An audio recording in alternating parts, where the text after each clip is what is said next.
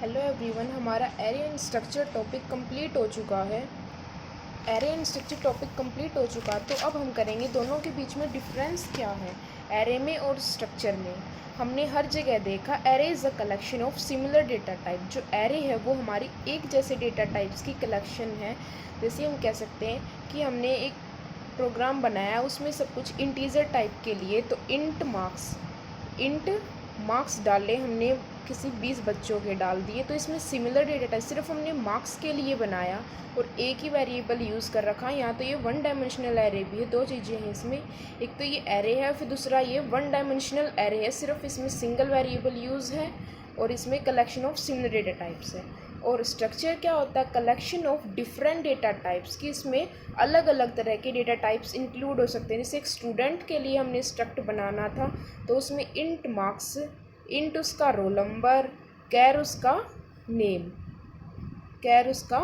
Name डाल सकते हैं हम 20 तक।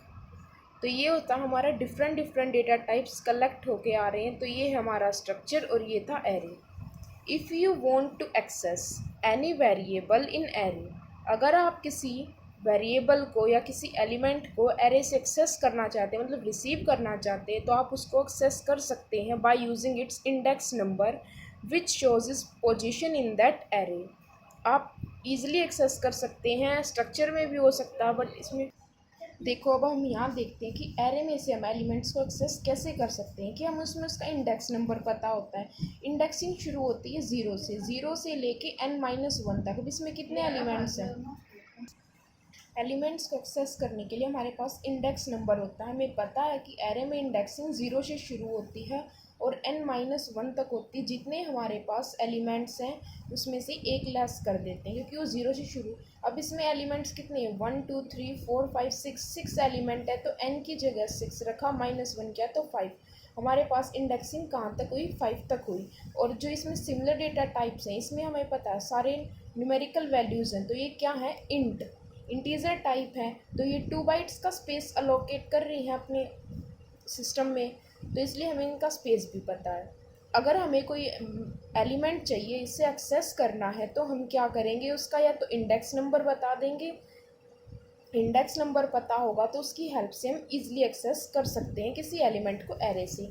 अब दूसरा हमारे पास स्ट्रक्चर है। स्ट्रक्चर में हमारे पास डिफरेंट डिफरेंट डेटा टाइप्स होते हैं, तो उसकी वजह से हमें कोई एलिमेंट एक्सेस करने में बहुत प्रॉब्लम होगी, जिसकी एक्सेस करने के लिए हमें एक डॉट ऑपरेटर होता है जो कि स्ट्रक्चर में यूज़ किया जाता है, उसकी ज़रूरत पड़ेगी। हमें कोई एलिमेंट एक्सेस करना है तो हम लिखेंगे s.marks, जो भी उसकी पोजीशन है 24 26 जहाँ भी वो रखा हुआ है वहाँ उसके लिए हमें इस डॉट ऑपरेटर की ज़रूरत पड़ेगी।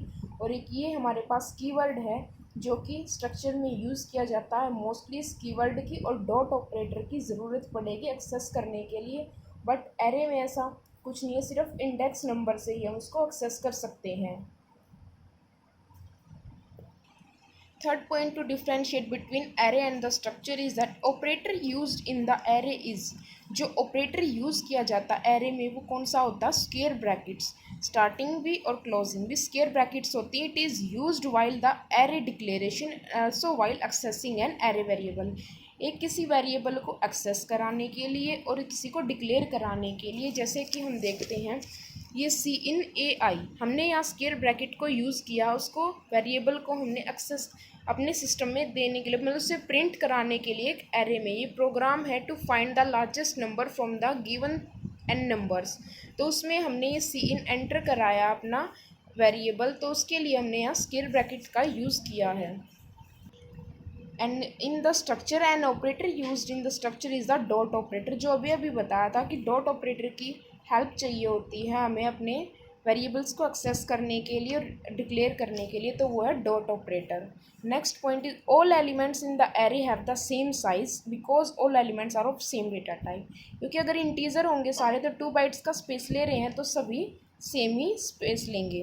And structure is contain the elements of dissimilar data type, उनमें सभी अलग अलग होते हैं स्ट्रक्चर में, तो इसलिए वो अलग अलग टाइप का स्पेस एलोकेट करेंगे मेमोरी में।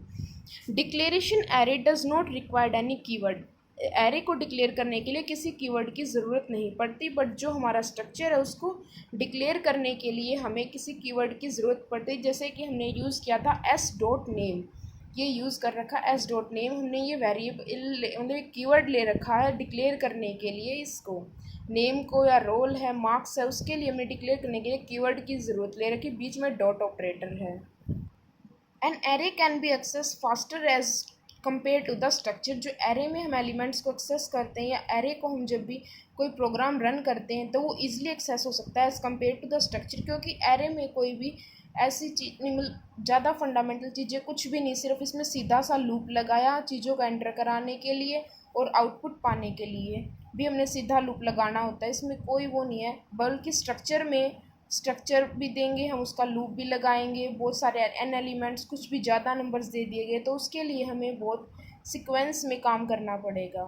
And searching an element in the array is faster as compare to the structure. Array में हम एलिमेंट्स को कोई सर्च कर सकते, जैसे कि हमें कोई लिस्ट दे दी जाए उसे हम जल्दी सॉर्ट कर सकते हैं, सर्च कर सकते। कोई नंबर दे दिया जाए कि हमें 100 नंबर्स में से सर्च करना, तो हम फॉर लूप लगा के आसानी से सर्च कर सकते हैं, बट स्ट्रक्चर में इतना आसानी से नहीं हो पाएगा। ये सिंटैक्स था हमारे पास एरे का। पहले उसका डेटा टाइप लिखेंगे, फिर एरे नेम साइज, जैसे इंट मार्क्स साइज जितना भी देना है 10 20 जितना भी देना वो दे सकते हैं। Size syntax of structure, structure का सिंटैक्स देने के लिए स्ट्रक्ट नेम, उसका डेटा टाइप जो भी एलिमेंट का फर्स्ट पहले डेटा टाइप और उसका मेंबर लिखेंगे, डेटा टाइप 2 और उसका मेंबर लिखेंगे, ये फॉर्मेट है स्ट्रक्चर का। और साइज ऑफ एरे निकालने के लिए upper bound minus lower bound plus 1। Upper bound जो लास्ट एलिमेंट होता है हमारे पास एरे में वो, और जो स्टार्टिंग एलिमेंट होता है वो लोअर बाउंड प्लस 1। और हमें पता है लोअर बाउंड हमेशा 0 होता है और अपर बाउंड हमारा कुछ भी हो सकता है, जो n-1 होगा वो। मेमोरी एलोकेशन दिखा रखी है, ये सिंटैक्स दिखा रखा। साइज ऑफ एरे देखिए यहाँ 5 है लास्ट हमारा अपर बाउंड, और लास्ट ये लोअर बाउंड है 0 प्लस 1 करेंगे तो इसका साइज हो जाएगा 6 एरे का।